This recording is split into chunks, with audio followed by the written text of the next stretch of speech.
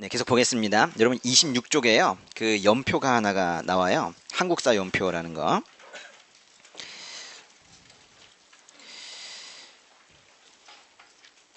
그러니까 지금 저는 요 세 판 그 며칠 전에 나온 걸 가지고 지금 수업을 하고 여러분도 대부분 가지고 계시는데 그 이전 판 가지고 계신 분들 있죠? 거의 비슷하니까 상관없어요. 그냥 그대로 공부하시면 돼요. 제가 조금 페이지 다른 것들은 중간중간에 알려드리겠습니다. 예. 네, 26쪽에 있는 그 연표는 이건 아주 중요한 겁니다. 여기 중국과 우리와 나라와의 관계를 알 수가 있어요. 그 연표 한번 보세요. 그 위쪽이 우리나라예요. 그리고 아래쪽이 중국입니다. 근데 그 가운데 거기 좀 비어 있는 곳 있죠. 그 가운데가 북쪽이에요.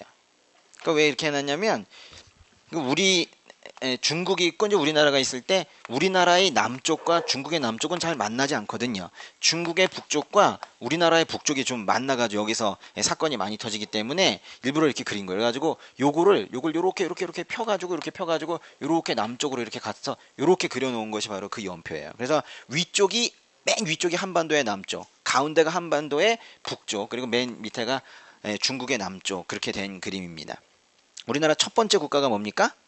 고조선이네요. 고조선은 몇 세기에 멸망했을까요?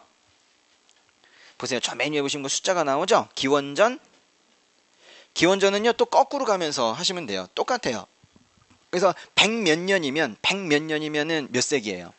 2세기잖아요. 기원전 100몇 년이면 기원전 2세기죠. 기원전 2세기에 고조선이 멸망을 했습니다. 그때 중국은 뭘까요? 그때 중국은 한이에요. 우연히 그때 멸망한 게 아니라 한나라가 침공을 해서 고조선이 멸망을 했어요. 거기다 화살표 해놓을까요? 밑에서 위로 화살표. 한나라가 고조선을 쳤다 이거죠. 한나라에 의해서 고조선이 멸망을 했습니다.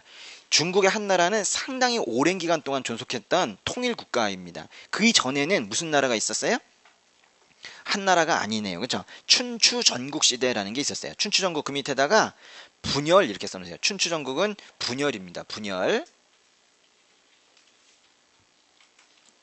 그 한나라는 몇 년 정도 갔나? 한 400년 간 것 같아요. 그렇죠? 그 한나라는 통일. 그래서 분열 국가에서 통일 국가로 갔다 이런 뜻이에요. 맨 밑에 한 있죠. 녹색의 한나라는 통일 국가입니다. 저 위쪽으로 가시면 고구려 백제 신라가 있는데 맨 밑에가 고구려예요. 그 고동색이죠. 고구려. 여기가 북쪽이니까. 그리고 그 위에 백제 신라가 있고 그 위에 가야가 있습니다. 여러분 고구려 백제 신라는 몇 세기에 건국이 되었습니까? 기원전 1세기에 고구려 백제 신라가 건국이 되고 맨 위에 있는 가야는 기원 후 1세기에 건국된 걸 볼 거예요. 그러다가 쭉 다 고구려 백제 신라 다 삼국이 공이 700년 정도를 갔어요. 그러다가 나중에 빨간 게 점점 커지고 있네요. 그 676년에 삼국 통일이 되었죠. 통일신라의 북쪽에는 뭐가 있어요? 발해가 있죠. 그러니까 옛날에 고구려 자리에 발해가 있는 겁니다. 그러니까 통일신라 발해 그게 있었던 기간이 통일신라 위에 발해가 있었던 기간이 200년이 조금 넘어가는데요. 저 위에 숫자에 보시면 700년에서 800년, 800년에서 900년 그 한 200여 년 동안 한번 묶어볼까요? 그 기간 동안을 뭐라고 하냐면 남북국이라고 그래요. 남북국. 남국은 통일신라를 얘기하는 것이고 북국은 발해를 얘기하는 것인데 약 200여 년 동안 남북국 시대가 있었던 거죠. 그래서 이런 겁니다. 700년 조금 넘게 삼국시대가 있었고 200년 조금 넘게 남북국 시대가 있었던 거예요. 네. 그거를 통일한 나라가 바로 고려이고 그 다음에 조선이고 그렇게 된 거죠. 그 고려도 약 500년, 조선도 약 500년 그렇습니다. 근데 조금 좀 어렵게 생긴 것이 통일신라에서 고려로 그냥 넘어가지 않았네요. 통일신라에서 고려로 넘어갈 때 거기 보시면 후백제, 후고구려 이런 것들이 있죠. 후백제, 후고구려가 있는 때 그 위쪽에 빨간 게 조금 남아있는 거 보니까 신라가 아직까지 있죠. 한 30년 정도 되는데 신라와 후백제, 후고구려가 공존하는 시기 한 30여 년 동안을 그 시기를 후삼국이라고 합니다. 후삼국. 질문. 통일신라와 고려 사이에 뭐가 있어요? 후삼국이 있어요. 꼭 기억하셔야 돼요. 통일신라에서 바로 고려로 넘어가는 게 아니라 후삼국이라는 시대가 있다라는 걸 알아야 돼. 예. 밑으로 다시 그 중국으로 가게 되면 한나라가 한이라는 통일국가가 한 400년 정도 가다가 분열이 되었어요. 삼국으로. 거기 빨간색은 다 분열시대입니다. 삼국시대로 분열이 됐어요. 그래서 우리나라 삼국일 때 중국도 삼국인데 중국의 삼국은 아주 짧지요. 중국의 삼국은 몇 세기입니까? 200 몇 년이니까 3세기죠. 아주 쉬워요. 3세기의 중국은 삼국이에요. 그렇죠? 3세기의 중국은 삼국이 시작이 되는 거예요. 이 삼국이 바로 관우, 장비, 유비 나오는 그 삼국이에요. 그 관우, 장비, 유비가 어느 나라 사람들이죠? 위나라인가 총나라인가 오나라인가? 총나라예요. 총나라. 근데 이 위나라는 여기 있고 이제 총나라는 여기 있고 이제 오나라는 여기 있는데 촉 중심에 이제 그게 이제 삼국지 그 소설이고 이제 삼국지 연이 뭐 나오는 건데 우리 중요하지도 않아요. 우리는 요 가까운 게 중요한 거죠. 위나라 이제 중심으로 나중에 공부하게 되는데 거기서 써놔요. 위촉오. 중국의 삼국시대라는 건 위촉오를 얘기하는 겁니다. 그래서 한나라라는 통일국가가 분열이 되면 위촉오가 되는 거예요. 그 다음에 위촉오가 이제 나중에 서진이라는 나라로 잠깐 통일이 되었다가 다시 밑에는 동진, 위에는 5호 16국 그랬는데요. 5호 16국, 16개 국가가 중국의 북쪽에 있고 밑에는 동진이라는 나라가 총 17개 국가가 생기는 시기입니다. 그리고 이제 그것이 다시 중국의 북쪽에는 북조, 아래쪽에는 남조 이렇게 되는 분열의 시기가 아주 오랫동안 되어 가죠. 삼국시대는 뭐뭐뭐라고 그랬어요? 위초고라고 그랬죠. 위초고. 그리고 그 다음에 서진 동진이 있죠. 거기 진이 있는 거예요. 그러니까 서진과 동진이 있고 그 다음에 남조와 북조가 있죠. 그래서 그걸 합쳐서 뭐라고 하냐면 그 빨간색을 전체 다 묶어보세요. 그러면 분열인데요. 분열 시대 이 시대를 위, 진, 남북조 시대라고 그래요. 삼국부터 남북조까지를 뭐라고 불러요? 위, 진, 남북조 시대라고 그래요. 그러니까 위 점 하나 찍고 진 점 하나 찍고 남북조 시대 이렇게 얘기합니다. 그래서 이제 여기까지 보시면은 세 단계로 간 거예요. 분열 시대, 통일 시대, 분열 시대예요. 첫 번째 분열 시대는 뭐예요? 중국 춘추 전국. 통일 시대 한. 다시 분열 시대 위진 남북조. 그렇게 외워두셔야 돼. 알죠? 그 다음에 아주 오랜 기간 동안에 그 분열 시대를 종식시킨 나라가 바로 수나라입니다. 수나라는 30여 년밖에 가지 못했던 아주 짧게 존속했던 나라이지만 중국의 오랜 기간에 분열 국가를 통일시킨 나라이기 때문에 매우 중요하게 다뤄집니다. 수나라, 수. 그래서 이제 수부터는 쭉 해서 통일 국가로 이제 외우기 시작을 해야 돼요. 그래서 수 다음에는 여러분 외우셔야 될 게 당나라 외우시고 당의 동그라미, 그 다음에 송나라 외워두셔야 되고, 그 다음에 원, 그 다음에 명나라, 그 다음에 청나라 이런 식으로 가게 되는 거예요. 요거는 한 번에 외워야 돼. 수당송원명청 한번 읽어볼까요? 수당송원명청. 그래요. 수당송원명청. 그래서 이제 어떻게 하시는 거냐면은 이 앞에 뭐가 있었어요? 처음에 분열, 통일, 그죠? 분열, 통일, 분열. 그러다가 이렇게 이제 수당송원명청 이렇게 가는 거잖아요. 이 분열이 뭐였었어요? 춘추 전국시대. 통일국가는 한나라. 그죠? 그 분열 시대는 위진 남북조 시대. 그리고 수당송원명청. 이게 중국이에요. 이걸 알고 시작하면 한국사가 쉬워져요. 알죠? 예. 다시 뭐예요? 춘추 전국시대, 한나라, 위진 남북조 시대, 수당송원명청. 이제 수당송원명청이 나올 때 이제 수가 나오잖아요. 이제 수가 나오면은 이거는 6세기에서 7세기 넘어가는 시기라고 생각하시면 돼요. 6세기, 7세기 넘어가는 거. 특별히 이제 7세기 초쯤에 이제 수나라가 있었어요. 이렇게 생각하시면 되겠고. 그러면 7세기 초면은 어느 시대일까요? 우리나라로는. 통일이 됐나 안 됐나? 통일이 몇 세기에 됐어요? 7세기 후반에 됐잖아요. 그러니까 아직까지는 삼국시대죠. 그러니까 삼국시대 말기 정도 생각하시면 되는 거예요. 수가 나오면 삼국시대 말기로 이해하시면 되겠다. 그리고 당 보면 당 위에는 무슨 나라가 있나요? 우리 아까 남북국 시대라는 거 썼었죠. 그러니까 요게 나오면 통일신라 생각하시면 돼요. 통일신라. 그리고 위쪽에는 발해가 있겠죠. 남북국 시대. 이렇게 생각하시면 되고. 그 다음에 송나라와 원나라 이렇게 나오게 되면 이건 고려예요. 고려. 그리고 명나라, 청나라 나오게 되면 이건 조선이고. 이렇게 되는 거예요. 중국의 왕조 이름 하나 이렇게 싹 바꾸는 거는 참 객관식에서 쉽게 바꿀 수 있겠죠. 그래서 기억을 하셔야 된다. 그래서 그 정도만 하고 가실게요. 예. 그리고 이제 바로 우리 선사시대 들어가는 게 아니라 하나 또 저 뒤쪽에 하나 또 볼 게 있어요. 저 뒤쪽에 이제 부록들이 아주 좋은 부록이 많이 있습니다. 네, 나중에 부록을 많이 보세요. 그 843쪽. 저 끝인데요. 843쪽. 맨 뒤에 각 국가에 각 왕조의 계보가 있습니다. 고려의 왕조 계보가 843조, 그리고 한 장 넘겨서 뒤에는 조선의 왕조 계보가 나와요. 고려 왕조 계보부터 한번 보시죠. 고려 왕조 계보 보시면은 태조, 혜종, 정종, 광종, 경종 뭐 이렇게 시작이 되는데 끝이 조로 끝나는 경우가 있고 종으로 끝나는 경우가 있더라 이거예요. 근데 고려는 조로 끝나는 사람이 딱 한 명밖에 없어요. 태조밖에 없어요. 나머지는 다 종입니다. 근데 그 다음 장에 조선 보시면은 조선은 태조가 있는데 중간에도 조가 몇 명이 더 있어요. 그리고 무슨 군으로 끝나는 나라 그 왕들도 있고 그렇습니다. 그래서 일단 요거를 좀 구분을 하셔야 돼요. 이런 걸 묘호라고 하는데요. 묘호. 왕의 이름은 살아있을 때 짓지 않습니다. 죽은 다음에 묘에 들어가고 나면 나중에 지어줘요. 묘호. 그러니까 묘호가 이제 끝이 조로 끝날 때가 있어요. 무슨 조 이렇게, 무슨 조 이렇게. 그리고 무슨 종 이렇게 끝날 때가 있어요. 무슨 종, 무슨 조 이렇게 끝날 때가 있어요. 그리고 무슨 종 이렇게 끝날 때가 있다고. 다 규칙이 있습니다. 무슨 조 이렇게 끝나는 건요, 이거는 특별히 왕조를 개창한 사람에게 붙여줘요.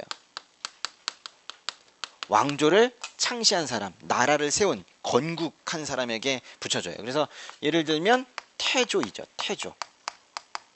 아주 큰 공을 세웠다라는 겁니다. 공이 많은 사람에게 조자를 붙여요. 그리고 큰 공 중에 하나는 외세의 침입을, 아주 큰 침입을 방어한 사람들, 이런 사람들에게도 그건 나라 다시 세운 거랑 똑같다. 완전히 죽을 뻔한 나라를 세운 거 똑같다. 이래가지고 세워주죠. 그래서 임진왜란 마근왕은 선조예요. 선조. 그리고 병자호란 마근왕은 인조. 그렇습니다. 그래서 다 이 조자가 붙잖아요. 네. 이런 규칙을 외워두시면 좋고요. 그럼 종자는 언제 붙느냐? 나머지. 너무 쉽죠? 그래. 조만 좀 명확하게 알아두시면 되겠다. 그리고 조선 거 잠깐 볼게요. 조선의 왕조 계보를 보시면은 좀 이상한 말들이 좀 나와요. 거기 보시면은 10대 왕. 10대 왕이 누구예요? 조선의 10대 왕? 연산군이죠. 그리고 15대 왕은 광해군이죠. 군자 들어간 사람이 그렇게 두 명이 있는데 군이라는 게 뭔지 알아요? 군. 예. 왕이 있습니다. 왕이 있고 이제 정실부인인 왕비가 있고 많은 후궁들이 있어요. 첩들이죠. 그렇죠? 왕과 왕비 사이에서 태어난 아들은 대군이라고 불러요. 딸이면 공주라고 부릅니다. 근데 후궁 사이에서 이렇게 태어난 거는 군이라고 부르죠. 그렇죠? 그리고 옹주라고 불러요. 옹주. 그러니까 거기 나오는 연산군과 광해군은 후궁 소생인가요? 왕비 소생인가요?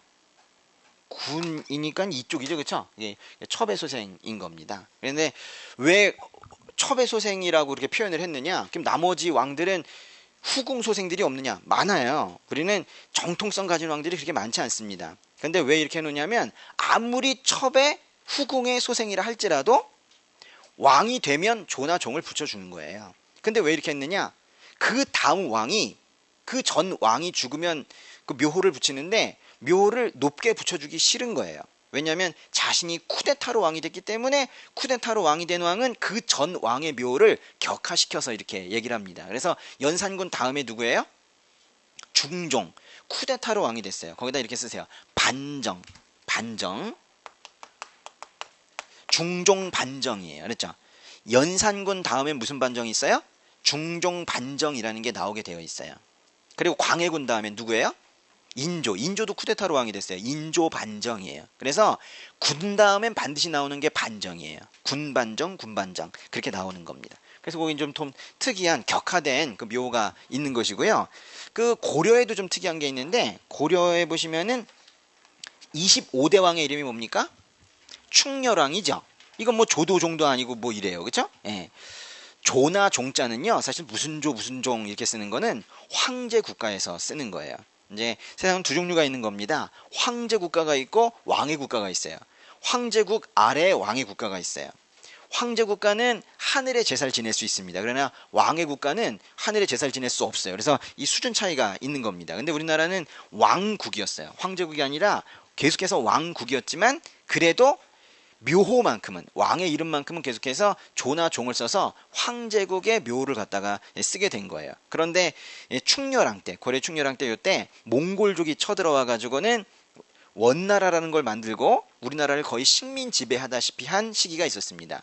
우리 근현대 들어오면 일제강점기가 있지만 고려에도 거의 비슷하게 그렇게 몽골족에 의해서 이제 통치를 받던 그런 시기가 있었어요. 그때 너희가 무슨 조나 종이야. 너희 그냥 왕짤 써. 그리고 우리에게 충성한다는 의미의 왕짤 써. 이래서 충짤 쓰고요. 그 다음에 왕짤 쓰는 요런 이름들이 거기 쭉 이어지죠. 그렇죠? 충렬왕, 충선왕, 충수강, 충무강 이렇게. 충모왕. 이 충자는 아주 자존심 상하는 표현입니다. 원나라라는 그 몽골족이 세운 나라에 충성한다는 뜻이에요. 그래서 충모왕 요거 아주 독특한 묘를 쓰게 되는데 요때를 원간섭기라고 그래요. 고려시대 5구분이 어떻게 된다고 그랬어요?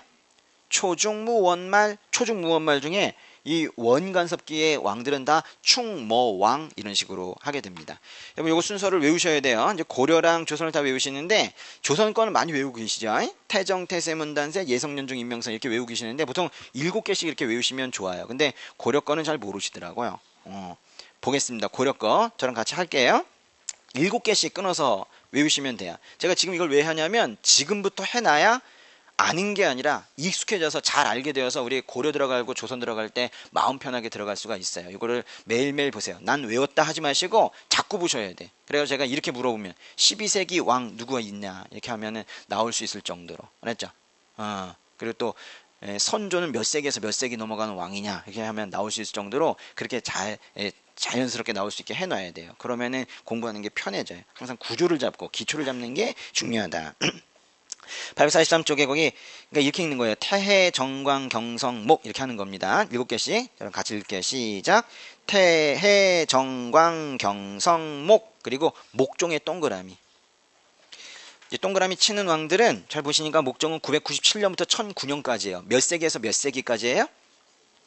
10세기에서 11세기 넘어가는 왕, 세기를 넘어가는 왕들을 잘 표시해 두시게 되면 그 사이에 있는 왕들은 몇 세기인지 알 거 아니에요. 그죠? 이게 중요합니다. 태정관 경성목 하셨고 그 다음에 시작. 현덕 정문 순선 헌 끊고 그 다음 숙예인의 명신희 여기 동그라미 쉽게 2개나 있어요. 15대 왕 숙종의 동그라미. 숙종은 몇 세기에서 몇 세기 넘어갑니까? 11세기에서 12세기 넘어가죠. 그 다음에 신종의 동그라미 신종은 12세기에서 13세기 넘어가는 왕이죠. 그렇다면 여러분이 숙예인이 명신이를 외웠단 말이야. 그리고 숙종과 신종이 몇 세기 넘어가는 왕인지를 외웠어. 그럴 때 인종이 주어지면 금방 알 수 있겠죠. 그렇죠. 그 사이의 왕이니까 12세기 이렇게 하는 겁니다. 그 다음 시작. 강고원 그 다음에 충충충 하면 큰일 나는 거예요.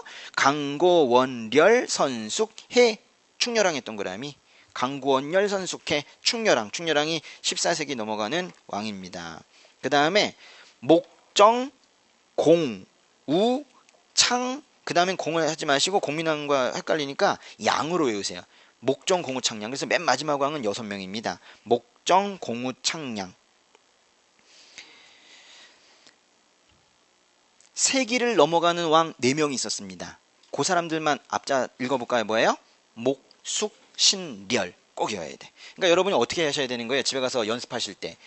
쉬는 시간에도 계속 해보세요. 이렇게 하는 거예요. 태해, 정광, 경성, 현덕정문순선에 쭉 있었어요. 그죠? 목정, 공우, 창현까지 쓰고 그 동네에서 목, 숙, 신, 렬을 동그라미 치는 거예요. 그러면 이 앞에까지 10세기, 중간에 11세기, 12세기, 13세기 이렇게 가는 거죠. 쭉 외워보시고 목수신열을 동그라미 치시고 세기까지 외우시고 이렇게 하는 거예요. 조선도 보겠습니다. 조선도 저랑 같이 할게요. 시작. 태정, 태세, 문단세까지 끊고 3대 태종의 동그라미. 3대 태종이 바로 이제 15세기 시작하는 왕입니다. 그 다음에 8대부터 시작. 예성, 연중, 인명, 선조, 선. 거기 동그라미 쳐야 될 왕이 2명이나 있네요. 누구랑 누굴까요? 10대 연산군 16세기 넘어가는 왕이죠. 선조 17세기 넘어가는 왕입니다. 그 다음 시작. 광인, 효현, 숙, 경, 영. 그래요. 누구한테 동그라미 쳐야 될까요? 숙종. 숙종 18세기 넘어가는 왕이죠. 그 다음에 영조의 아들은 죽었고요. 그 다음에 이제 정조 손자가 왕이 됩니다. 그 다음에 22대부터 시작. 정순, 헌, 철, 고, 순 이렇게 되는 거예요. 중간에 왕이 못 된 사람들 빼고요. 그죠? 정순원, 철, 고, 순. 순조의 동그라미 23대, 26대 고종의 동그라미 20세기 넘어가는 왕이죠. 그래서 여긴 좀 많아요. 몇 명이에요? 태, 연, 선, 숙, 순, 고. 그걸 좀 따로 써놔요. 태연, 선숙, 순고. 근데 태연, 선숙, 순고 이게 이제 세기를 넘어가는 왕인데 다 외울 필요성은 없어요. 그 중에서 꼭 외워야 될 게 누구냐면 연산군, 선조, 숙정이에요. 그 가운데 세 명 있죠. 연선숙 있죠. 그걸 꼭 외우세요. 연선숙. 제가 복도에 가다 물어볼 거야. 그랬죠? 연산군은 몇 세기 넘어가냐 이러면서. 그랬죠? 연선숙 외우셔야 돼. 연선숙. 고려는 뭐였었어요? 목숙신렬. 뭐라고? 목숙신렬. 그리고 조선은 연선숙이에요. 연산군은 16세기 넘어가는 왕이고 선조는 17세기 넘어가는 왕이고 숙종은 18세기 넘어가는 왕이고 연선숙 꼭 기억을 해야 된다. 이거 매일매일 조금씩 보세요. 한 번씩만 읽으면 돼. 매일매일. 그렇죠? 그래서 익숙해졌으면 좋겠습니다.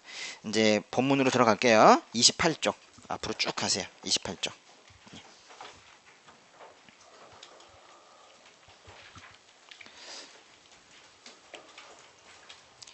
제가 약속드리는데 저랑 같이 이렇게 공부하시고 복습 이렇게 제가 하라는 범위만 이렇게 차근차근 이렇게 해나가시면 딴 거 특별히 하지 않아도 반드시 점수 올라요. 그리고 반드시 제가 만점 받게 해드릴 테니까는 그 대신 저랑 꼭 약속해야 되는 게 바로 당일 복습이에요. 뭐라고요?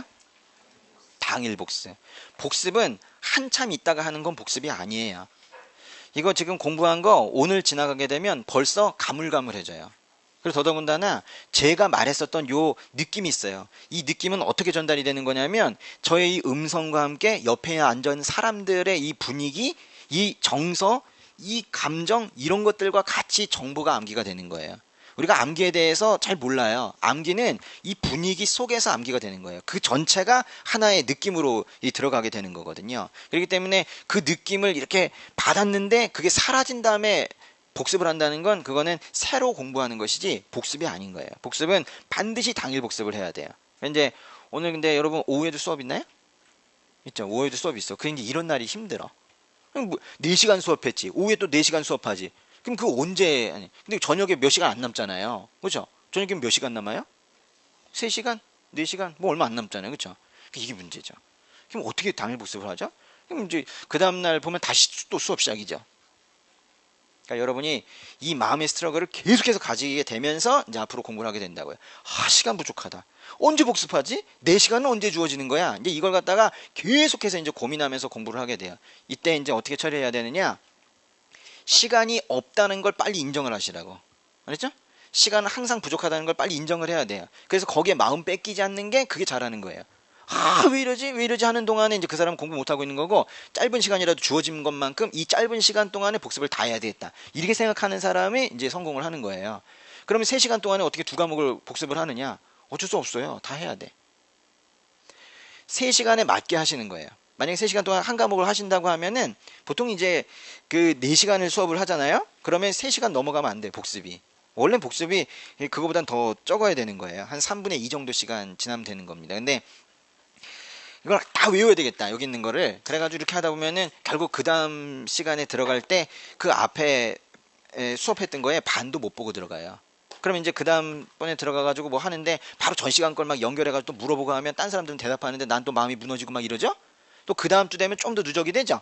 좀 더 누적이 되죠? 그러면 이제 그게 바로 진도를 못 따라가는 거죠. 그럼 그게 뭐예요? 그게 공부를 못 하는 거라고. 그런 일은 절대 생겨서는 안 되는 거야. 제 수업은 그러면 안 돼요. 알죠? 이건 끝까지 따라가야 되기 때문에 복습을 게을리하시면 안 돼요.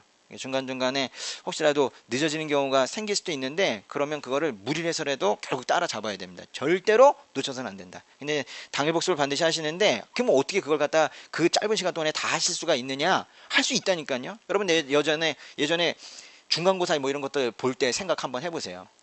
보통 당일치기 하지 않습니까? 막 벼락치기 하잖아요. 그냥 그 전날 그죠? 친구들끼리 모여가지고 갑자기 친해져. 막 그래가지고 그냥 모여가지고는 너 날 깨워줘야 돼. 뭐 이러면서 막 하잖아요.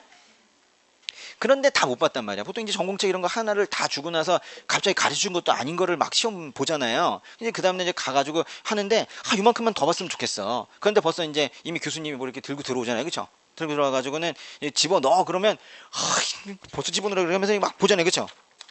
근데 그 기간 그 몇 초 있죠. 한 30초? 뭐 한 1분? 그때 엄청난 정신집중을 해가지고 넘기는 페이지가 얼마나 많아요. 그걸 1년을 해야 된다고 그랬죠. 그 느낌을 1년을 해야 된다고요. 그 느낌을 가지고 여러분 엄청난 시간이 주어져 있는 거예요. 그러니까 시간은 쓰기 나름이에요. 그러니까 한 시간이 한 시간이 아니야. 어떤 사람한테는 그게 며칠 볼 거를 갖다가 볼 수 있어. 엄청난 집중을 하게 되면 초인적인 힘이 나와요. 초능력이 나온다고. 근데 그냥 일반적인 그런 이렇게 책 읽듯이 소설책 읽듯이 이렇게 즐기듯이 이렇게 보는 거하고는 차원이 달라요. 정신 집중하게 되면은 여러분 영구적인 기억도 만들어내게 돼요. 그래서 한번 외운 것이 딱 외운 게 반복 안 해도 시험장까지 가는 것들이 엄청나게 많이 생겨요. 근데 그거는 아주 깊은 그 수면으로 쭉 내려갔을 때 완전히 집중해가지고 옆에 사람 소리가 들리지도 않는 정도의 상황이 되었을 때 그거는 복습 안 해도 되는 것들이 생겨요. 지금 저랑 이렇게 얘기한 것들 있죠? 이런 것들 중에 그게 많이 생겨요. 왜냐면 저 집중하고 있잖아요. 많이 고마운 거죠. 그렇죠? 이게 집중을 하잖아요. 집중했는데 여러분이 이 부분을 복습을 안 했어. 그런데 시험장 가가지고 제 목소리가 생각이 난단 말이에요. 음성 지원. 된단 말이에요. 그래가지고 그거 가지고 시험 본다니까요. 근데 그게 제가 말했는데 여러분이 한번 해봅시다 그랬는데 정순원 철구순 한 거 또 그게 시험장 가서 또 생각이 난단 말이야. 자기가 또 했던 거. 그리고 옆에서 했던 소리들 있죠. 그 합창처럼 했던 그 소리가 또 시험에 가서 생각이 나고. 그러니까 여태까지 했던 그 답답한 공부 방법을 버리시라고요. 옆에 깜지 쓰면서 막 손만 아파요. 팔 운동하려는 게 아니잖아요 지금. 그랬죠. 차라리 그걸 하려면 거기다 그림을 하나 그리시라고. 이걸 어떤 식으로 내가 이미지화 시켜서 공부를 할까 이렇게 하시라고.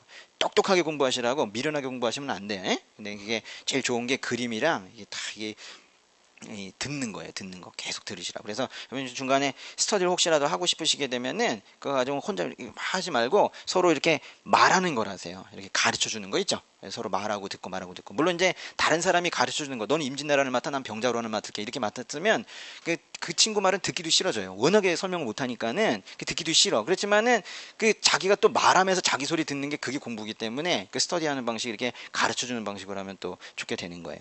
제가 원래 첫날에 둘째 날에는 잔소리를 많이 해요. 그러니까 그런 줄 아시라고. 28쪽 들어갈게. 보시면 선사시대예요. 이 선사시대는 첫 줄에 보세요. 선사시대라는 역사적 사실을 문자로 기록하기 시작한 이전의 시대래요. 그러니까 문자가 없으면 선사시대예요. 그래서 문자로 기록하면 역사시대라고 표현을 합니다. 선사시대의 문제는 보통 네 시기를 나눠서 내는데요. 돌멩이를 썼었던 구석기 시대와 그 맨 밑에 보세요. 표 있죠? 신석기 시대, 그리고 청동기 시대, 그리고 철기 시대 이렇게 네 수로 나눠요. 문제의 패턴은 매우 간단합니다. 어떤 것이 청동기 시대의 유물이냐라고 물어보면서 이상한 거 하나를 신석기나 철기 이런 것들 갖다가 집어넣는 형태죠. 그러니까 결국 이걸 구분하는 게 매우 중요해요. 이 구석기는요. 옛날 돌을 깨뜨려서 쓴 시대고 그걸 갖다 갈아서 쓴 시대가 바로 신석기입니다. 그리고 금속을 쓰기 시작하는 것이 청동기, 철기 시대 그렇죠. 구석기 시대는 몇 년부터 시작했대요? 밑에 보니까 약 70만 년 전. 뭐 감도 안 잡힙니다. 그렇죠? 그리고 신석기 시대에는 기원전 8천년경. 그리고 철기 시대에는 기원전 거기 좀 어렵게 생겼죠. 기원전 2000에서 2500년경이라고 그랬는데 그 500년 동안이 청동기 시대라는 뜻이 아니고 기원전 2000년경에서 시작할 수도 있고 기원전 1500년경에 시작할 수도 있다라는 애매한 표현을 거기다 써놓고 있는 거예요. 그리고 이제 그 다음에 기원전 5세기부터 철기 시대가 되는 거죠. 그럼 만약에 시험에 이렇게 나온다면 무슨 시대일까요? 기원전 5000년경. 그러면 신석기 시대 구간에 포함되는 거죠. 실제 시험은 그렇게 나오지. 기원전 8000년경 그러면 딱 이 경계인데 구석기와 신석기가 공존하고 있을 거 아닙니까? 그렇죠? 그래서 그렇게 시험에 내지는 않아요. 기원전 5000년경 시험에 많이 나왔었고 기원전 3000년경 많이 나왔었고 써놓고 외워요. 그것도. 그렇죠? 기원전 5000년경, 기원전 3000년경이라고 나온다면 그거는 신석기 시대 문제이다라는 거죠.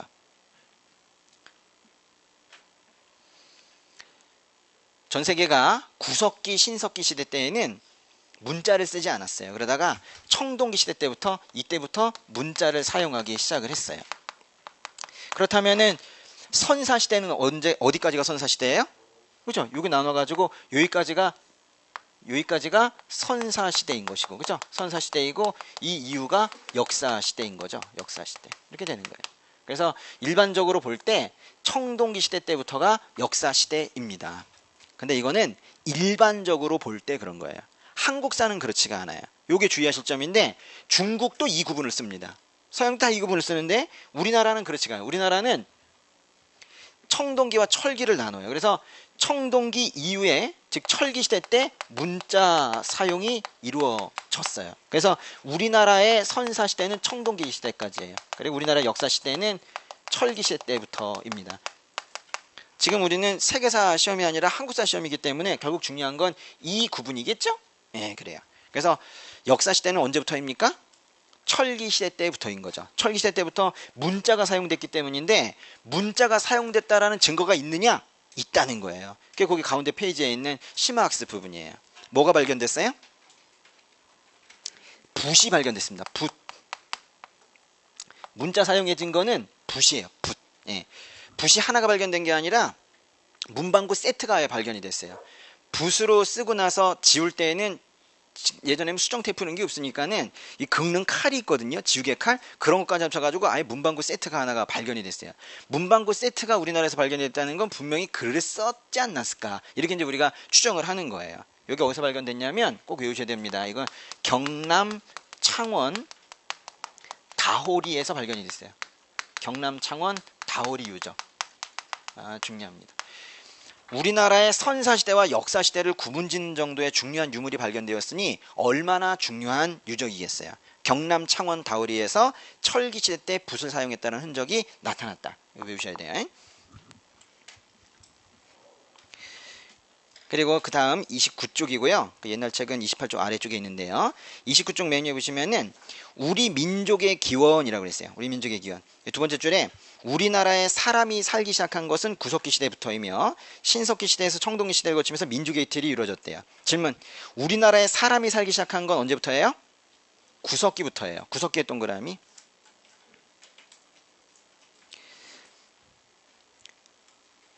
구석기 시대 때부터 우리나라에 살기 시작한 건 누구예요?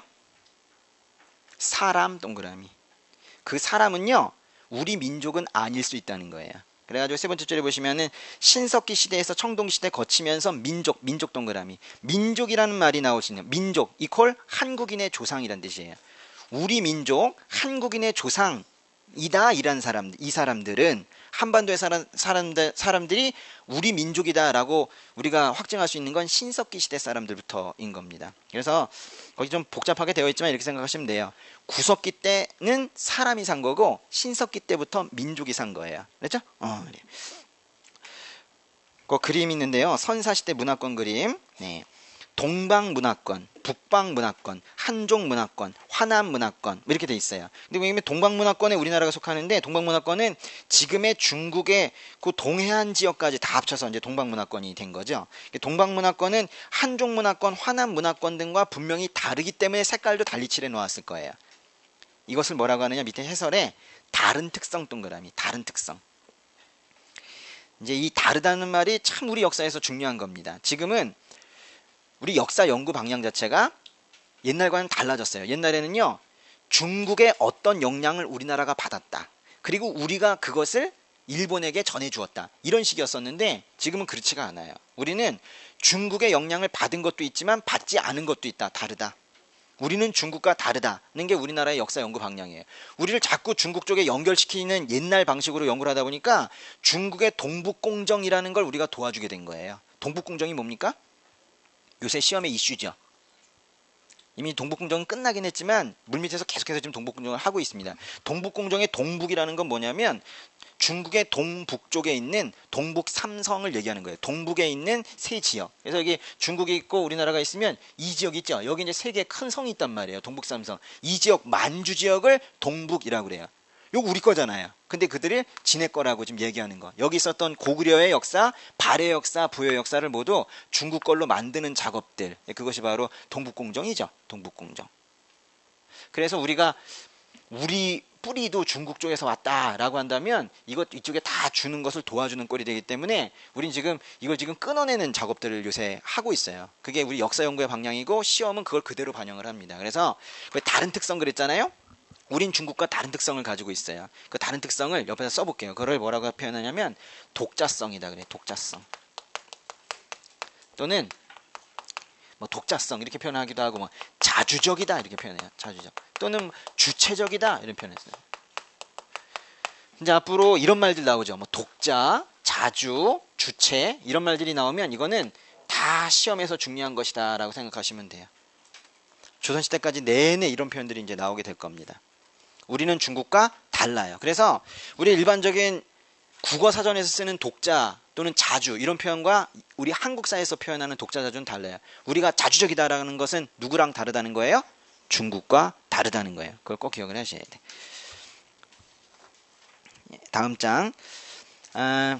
그 옛날 책은요 52쪽입니다. 새 책은 30쪽이고요. 순서를 좀 바꿔놨어. 그 선사시대 비교표 보시면요. 옛날 책은 52쪽. 선사시대 비교. 그 식량의 확보 방법, 구석기, 신석기, 청동기, 철기 이 각각에 있어서 정말 중요한 것이 이게 당시에 먹고 사는 문제를 어떻게 해결을 했는가라는 거예요. 구석기 때는 어떻게 먹고 살았대요? 수렵, 사냥이죠. 어로, 물고기 잡는 거죠. 채집, 과일 따먹는 겁니다. 세 개 묶어요. 수렵, 어로, 채집. 그걸 한마디로 얘기하면 채집이라고 합니다. 채집. 수렵, 어로, 채집의 대표 단어가 채집이에요. 구석기 시대는 무슨 생활? 채집 생활입니다. 채집이라는 건 어떻게 하는 거예요? 물고기 잡아먹고 다 잡아먹었네? 그러면 옮기는 거죠? 또 과일을 다 따먹어요. 그리고 다 따먹으면 옮기는 거죠. 그래서 채집 생활은 반드시 이동 생활이 되게 돼 있어요. 채집하면 채집 생활은 이동 생활이 된다고. 과일을 다 따먹으면 딴 쪽으로 옮겨가게 돼요. 채집 생활.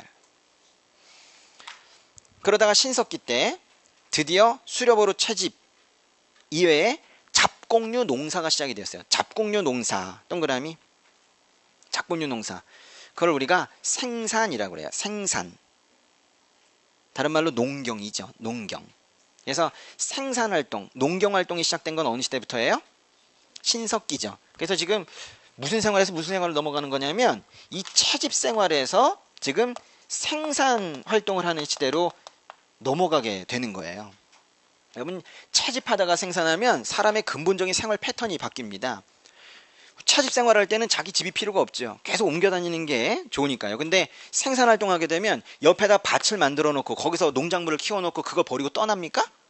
거기서 계속 살게 되는 거예요. 그래서 생산활동을 하게 되면 밭을 만들게 되면 거기다 집 짓고 살게 되어 있는 거예요. 그래서 이럴 때는 반드시 정착하게 돼요.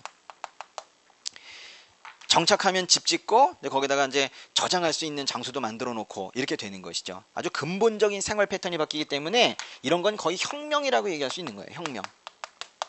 그래서 채집에서 생산으로 바뀌는 건 혁명이에요. 무슨 혁명일까요? 이런 걸 신석기 혁명이라고 그래요. 신석기 혁명. 예.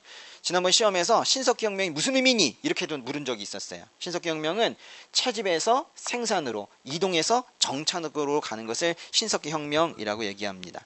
정말 중요합니다. 근데 중요한 것은 또 뭐냐? 생산활동이 시작이 됐지만 지금 우리가 먹는 쌀을 생산한 건 아니라는 거예요. 무슨 농사를 했어요? 잡곡류죠. 잡곡류. 잡곡류는 세 개입니다. 조, 피, 수수. 말고 나오면 안 돼. 그죠? 조, 피, 수수.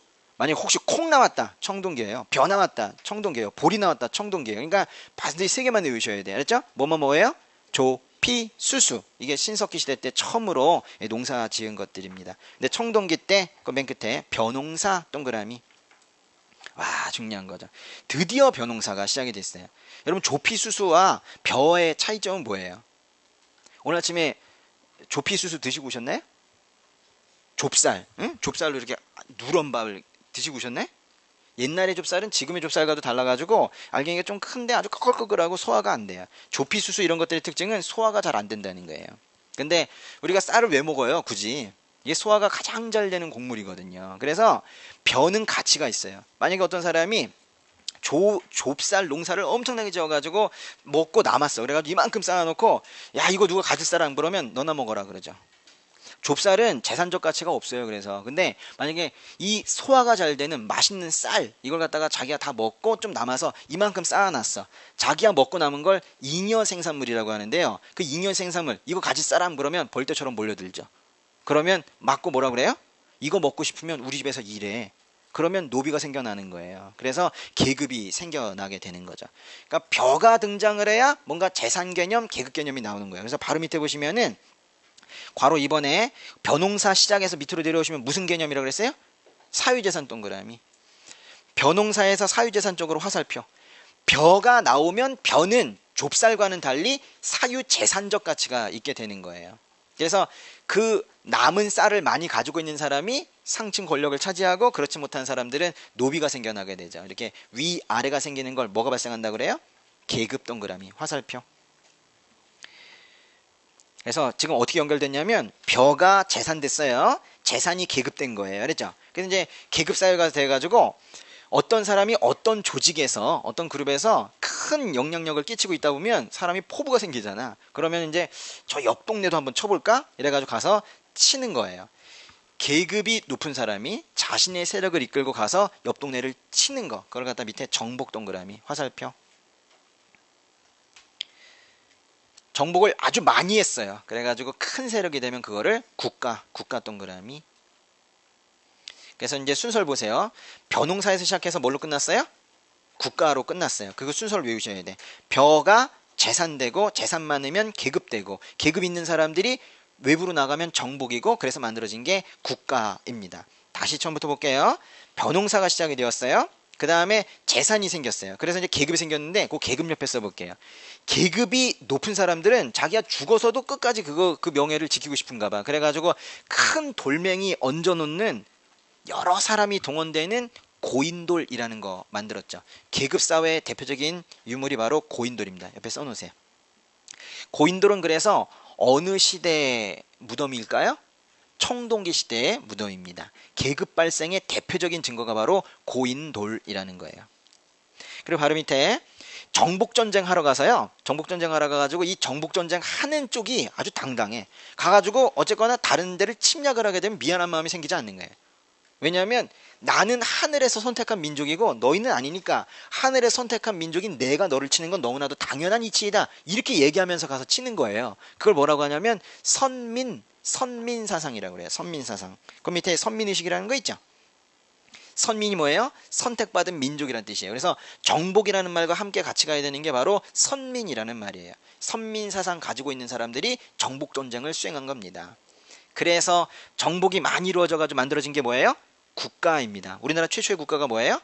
고조선이죠. 고조선. 별표. 지금 여태까지 지금 제가 이 얘기를 왜 하고 있냐면 고조선 얘기하려고 한 거예요. 그랬죠? 우리 선사시대는 왜 공부하냐면 고조선이라는 나라가 실제로 있는 나라라는 걸 증거하기 위해서 그 배경 이론들을 만든 게 바로 선사시대예요. 그러니까 선사시대의 주인공은 선사시대가 아니라 고조선이에요. 응? 그래서 이제 그 벼에서 시작해서 고조선으로 끝나는 그 개념을 아셨으면 좋겠다. 그 괄호 2번에 그 왼쪽으로 보시면 구석기 신석기는 평등사회래요. 그러니까 청동기 때 처음으로 계급 나왔다는 거 꼭 아셔야 되고 신석기 때까지도 평등이라는 거 꼭 아셔야 돼요. 그리고 괄호 2번의 끝부분에 보시면 구석기의 끝에 물이래요. 아직 국가라는 표현을 안 쓰고 그냥 물이래. 근데 무슨 물이래요? 가족 단위 물이래. 그러니까 가족 단위 물이 한 4명, 5명 엄마 아빠 그 애들이 쭉 다니면서 과일 따먹고 고기 잡아먹고 이렇게 사는 겁니다. 신석기 때는 무슨 사회래요? 부족 동그라미 부족. 예. 이 부족이라는 건요. 여러 혈연 집단들이 같이 사는 건데 혈연 집단이라는 건 같은 핏줄을 가지고 있는 거예요. 만약에 박씨 핏줄을 가지고 있다. 그럼 박씨족이라고 그래요.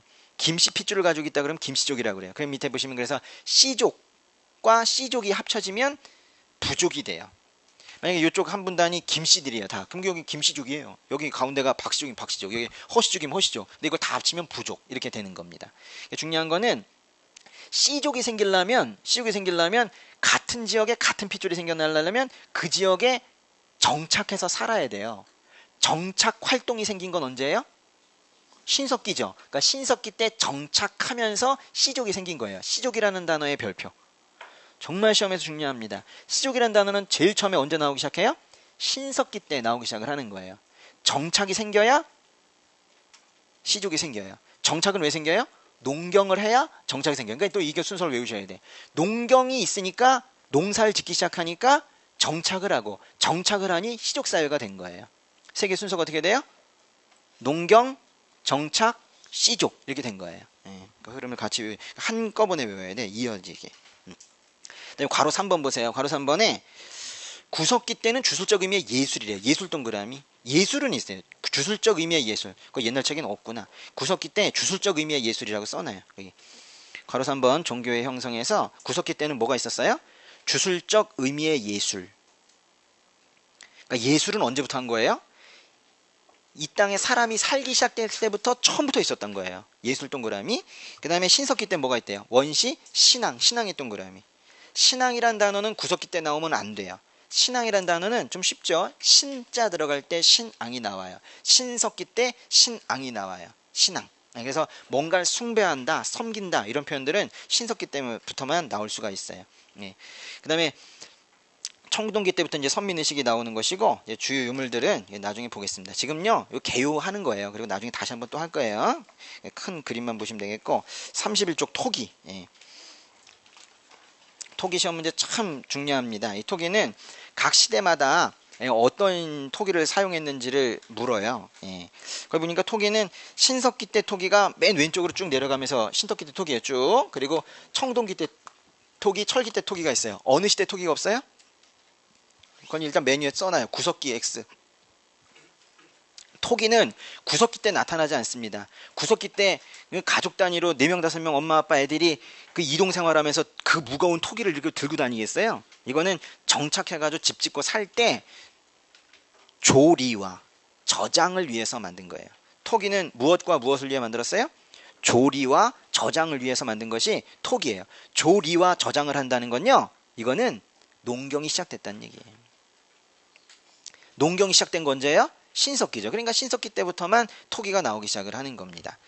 그 신석기 토기의 맨 왼쪽 위에 무슨 토기입니까? 이른 민무늬 토기. 이른 민무늬 토기는 그냥 그거 그대로. 민무늬가 뭐지냐면 무늬가 없다는 거예요. 그러니까 이른 민무늬 토기는 무늬가 없는 거네요.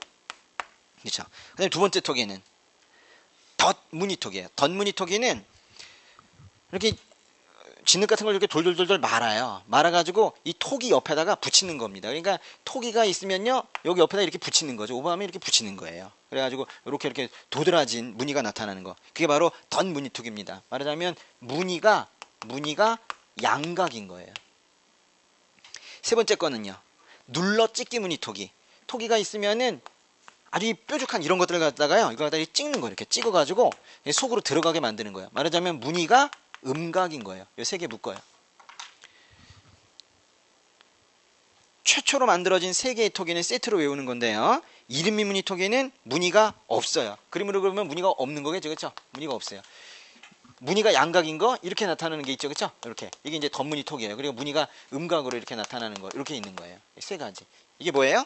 이른 민무늬 토기, 덧무늬 토기, 눌러 찍기 무늬 토기. 그 세 개 묶으면 그게 신석기 전기의 토기예요. 전기 토기들. 신석기 전기의 토기. 그 다음 네 번째 토기 뭡니까? 빗살무늬 토기죠? 빗살무늬 토기. 올해 시험에도 나왔는데 빗살무늬 토기. 예. 빗살무늬 토기는 말 그대로 거기에 무늬가 빗살이라는 거예요. 이렇게 빗살. 이게 뭐 그 고기 뼈, 물고기 뼈 모양 그려놓은 건데요. 빗살무늬 토기. 빗살무늬 토기의 특징은 뭐냐면 끝이 뾰족하다라는 거예요. 끝이 뾰족하다. 항상 뭐 도토리 모양, 팽이 모양 이러면서 끝이 뾰족하다는 걸 항상 강조하는 것이 바로 빗살무늬 토기입니다. 끝이 뾰족하다라는 것은 이거는 땅 위에 세울 수가 없다는 거예요. 이렇게 놓으면 쓰러지겠죠? 쓰러집니다. 그러니까 어떻게 해야 돼요? 푹 파묻혀야 돼요. 그래서 이렇게 모래에다가 푹 끼워 넣어서 쓸 수 있다는 거죠. 그럼 모래가 있는 곳에서 사람들이 살았구나. 모래가 있는 강가나 바닷가에서 사람들이 거주하였구나라는 걸 알 수 있죠. 그래서 이 끝이 뾰족하다는 걸 통해서 뭘 할 수가 있어요? 강가, 해안가, 모래사장이 있는 강가, 해안가에 거주했다라는 것을 알 수 있다는 거라고. 아주 중요합니다. 예? 끝이 뾰족한 거. 빗살무늬 토기예요. 여기에 별표. 토기의 별표 처음 나왔죠, 그렇죠? 예. 빗살무늬 토기는 신석기 시대 대표 토기입니다.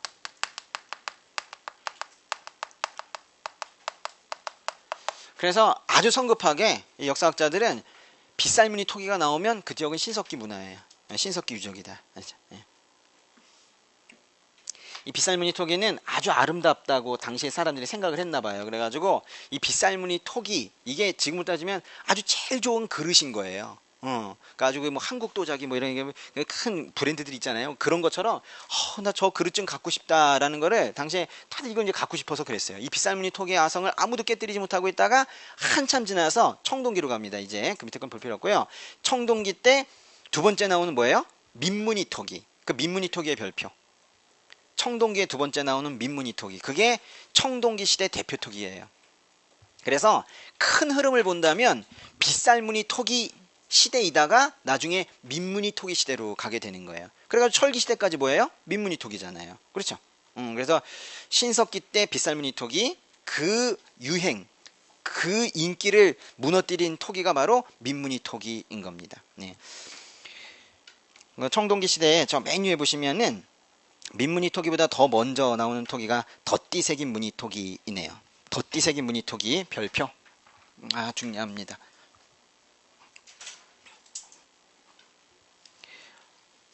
덧띠 새긴 무늬 토기는 덧띠, 이게 띠가 있잖아요. 띠.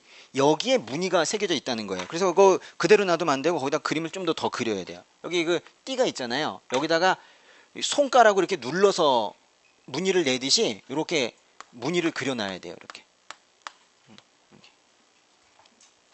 청동시대 첫 번째 토기 이름 뭐예요? 덧띠에 무늬를 새긴 덧띠 새긴 무늬 토기예요. 덧띠 새긴 무늬 토기. 덧띠 새긴 무늬 토기.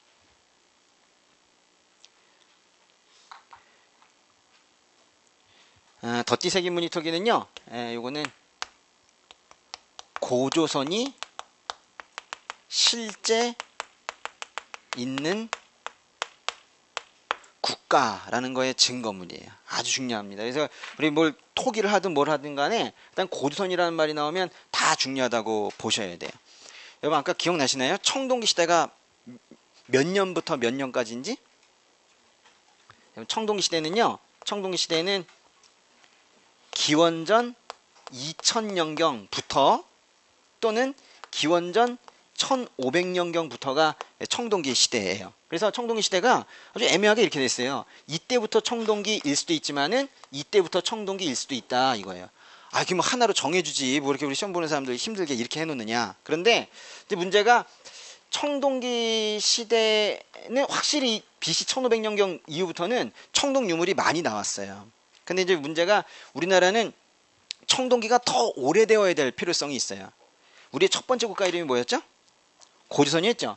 고조선이 이때쯤 만들어졌거든요. 고조선이 기원전 2333년에 고조선이라는 나라가 만들어졌어요. 근데 우리 나라가 아까 만들어진 건 어느 시대 때 만들어져요? 보니까 신석기 때 만들어져요? 아니죠. 청동기 시대 때 정복 활동이 계속해서 많아지면 국가가 만들어지는 거잖아요. 이거는 우리나라만 얘기하는 것이 아니라 모든 역사에 이건 원칙인 거예요. 그러니까 국가가 만들어지는 건 반드시 청동기 문화를 바탕으로만 국가가 만들어질 수가 있어요. 근데 우리나라는 청동기 문화가 그렇게 오래되지 않은 걸로 여태까지 연구되었었거든요. 예전에는요. 아주 옛날에는 우리나라 청동기 문화는 기원전 1000년경 이후부터만 청동기 문화라고 그랬어요. 보세요. 여기부터만 청동기면 이 앞엔 뭐예요? 신석기죠. 신석기 때 고조선이 만들어졌다. 거짓말인 거죠. 근데 고조선이 실제 있는 나라입니까? 그렇죠. 그러니까 이제 우리가 고조선을 실제 있는 나라로 강조하기 시작한 게 그렇게 오래되지가 않았어요. 그 동북공정 때부터 특별히 강조했어요. 그러니까 우리의 뿌리가 고조선이 없다면 쭉 해가지고 어떻게 해보다 보면 중국 쪽에 뿌리가 닿을 수가 있기 때문에 그거 잘라내고 우리의 뿌리는 중국이 아니라 우리의 뿌리는 고조선이다. 단군한 겁니다. 이걸 갖다 얘기하기 위해서 이제 이 역사 연구를 더욱더 열심히 하기 시작을 한 거예요. 그러다 보니까 이제 고조선이 여기에 있고 이게 우리의 목표입니다. 이게 무슨 문화권 안에 들어가야 돼요? 청동기 문화권 안에 들어가야 되죠. 그러니까 청동기가 이때부터 청동기면 안 돼. 점점 앞으로 당겨야 되죠. 그렇죠? 당겨가지고 여기로 딱 들어가야 돼. 그렇죠? 당겨야 되는데 문제는 뭐예요? 청동기 유물이 발견이 돼야 되잖아. 근데 발견이 안 돼. 근데 몇 개가 발견이 됐어요. 그래가지고 여기에서 이쪽까지 옮긴 거예요. 그래서 확실하게 기원전 1500년경 이후부터는 청동기 유물이 발견되고 있었어요. 그런데 좀 더 당겨야 되잖아요. 그렇죠? 한 500년 모자라요. 좀 더 당겨야 되는데 안 가는 거예요. 그래가지고 요 시기 동안에 뭐가 많이 발견이 됐냐면 이런 유물이 발견됐어요. 이게 뭘까요? 빗살무늬 토기가 잔뜩 발견이 됐어요. 잘 봐요. 여기에서 뭘 발견하려고 지금 땅을 판 겁니까? 청동기 시대 유물을 발견하려고 지금 땅을 팠는데 팠더니만 요 앞에 시기에 계속 뭐가 발견이 돼요? 빗살무늬 토기. 이거는 신석기 시대 대표 토기잖아요. 청동기 유물을 발견하려고 했는데 신석기 유물이 나온다는 건 뭐예요? 이 시기는 확실하게 신석기라는 게 계속 증거가 되는 거죠. 우리 마음이 어떨까요? 상당히 마음이 어려워지고 얘가 왜 나오는 거예요? 그렇죠? 그래가지고 자꾸 묻었어요. 다시. 얘 나와서는 안 되니까요. 나와서는 안 되니까. 그럼 고조선이 거짓말이 되기 때문에 그렇죠? 그런데 다행히 여기에 하나가 더 나오기 시작한 게 바로 이거예요. 이게 뭐예요? 덧띠 색인무늬 토기가 이게 나오기 시작한 거예요. 요건 청동기 토기거든요. 청동기 토기. 그러니까 요 시기는요. 한 500년 동안은 신석기 토기인 빗살무늬 토기와 청동기 토기인 덧띠 색인무늬 토기가 함께 나오는 시기인 거예요. 근데 보세요. 아무리 빗살무늬 토기가 많이 나와도 덧띠 색인무늬 토기, 즉 청동기 토기가 하나만 나와도 청동기지. 그렇지 않습니까? 어차피 빗살무늬 토기는 다 부셔버리면 되니까 상관없어요. 그죠?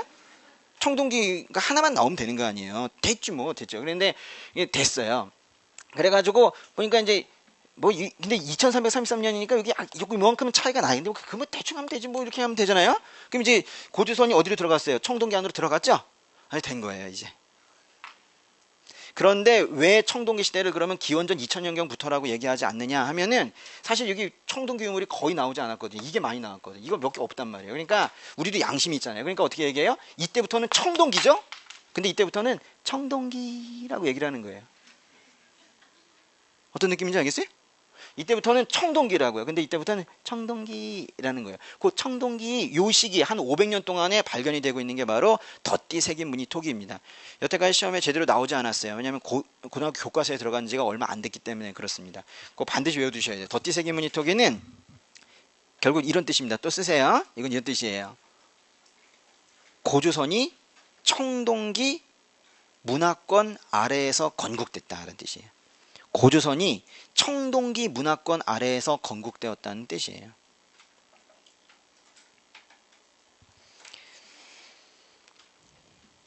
그래서 여기 덧띠 색인무늬 토기 옆에다가 조그맣게 빗살무늬 토기 그려놔요. 같이 발견되는 거니까. 알겠죠? 그렇다면요. 질문. 빗살무늬 토기는 청동기 시대에는 발견되지 않았다. 맞아요? 틀려요. 알았죠? 청동기 시대 초기에는 발견이 됐어요. 덧띠 색인무늬 토기와 함께 발견이 된 시기가 한 500년 된단 말이에요. 그러다가 민무늬 토기 시대로 넘어가게 되면서 이제 더 이상 빗살무늬 토기는 인기를 잃어버리게 된 거죠. 민무늬 토기 다음에 뭡니까? 미송리식 토기, 별표. 지금 별표가 지금 많이 나오진 않았어요. 그쵸? 예, 지금 4개째 나왔는데 미송리는 어디 있냐면요. 여기 이제 우리나라가 있어요. 우리나라가 있고 여기 이제 압록강이 있고 이제 두만강이 이렇게 흐르게 되면 요 압록강이 이렇게 흐르러 가는데요. 압록강 끝에 있는 요 도시 이름이 뭐예요? 의주예요. 의주. 그렇죠? 의주. 요 의주에 있는 동네 이름이 의주 미송리예요. 의주 미송리. 여기서 처음으로 발견된 토기가 거기에 나오는 미송리식 토기입니다. 미송리식 토기의 특징은 뭐예요? 보니까는 손잡이가 있어요. 이렇게 있고 옆에 이제 손잡이가 이렇게 있죠. 요거 알아야 돼요. 그래서 의주 미송리에서 우리가 외워야 되는 표현은 양쪽의 손잡이 이런 뜻이에요. 토기 양쪽에 손잡이가 있다라고 하면 미송리식 토기입니다. 여러분 보세요. 여기 흐르는 강이 뭐예요? 이거? 압록강이죠. 그럼 압록강 아래쪽에 흐르는 강은 뭘까요? 청천강. 그 밑에는 대동강. 순서 외워요. 압록강, 청천강, 대동강이에요. 압청대, 대청합 어떻게 해도 괜찮아요. 그죠?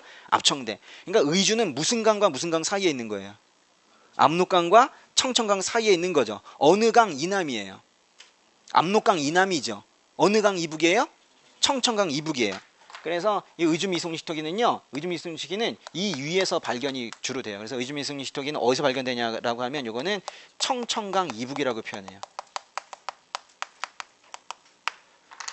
근데 이게 왜 이렇게 중요하냐? 예. 그래가지고 의주미송리식 토기가 발견된 지역을 이렇게 점을 찍어봤어요. 점을 찍어봤더니 그게 고조선이야. 그러니까 이게 말하자면 고조선의 세력 범위를 나타내는 토기예요.